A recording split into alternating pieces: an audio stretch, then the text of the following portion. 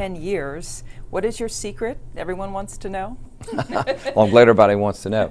One thing that's important about what we do is that we tend to concentrate in the portfolios, the stocks that we own. So we only have about 20, 25 stocks, and what that means is we know those stocks very well. The other important thing is we buy small and mid-cap stocks, so they've got more growth potential.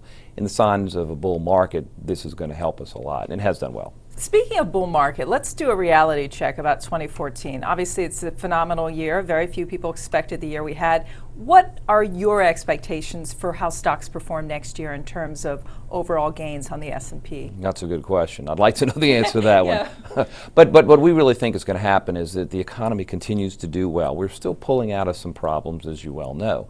The important thing to keep in mind is that earnings should be continuing to increase. I think employment's going to go down, housing starts are going to go up. And remember, the consumer really drives 60, 70% of this economy. So if the consumer feels good, which we think he will or she will, then that'll drive the economy. So we see a lot of good stocks out there, irrespective of the fact that the market's been this strong.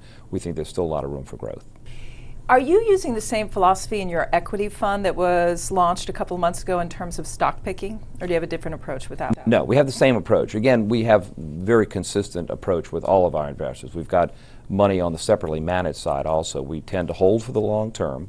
We tend to buy undiscovered stocks, and we tend to make sure that we know management well and know what these companies do, and try to avoid the losers as much as we can. Let me ask you about one of your holdings, 3D, the printing company. Now, I would argue this is a stock that's been discovered this year. It's had an incredible run. There's been a lot printed about 3D technology.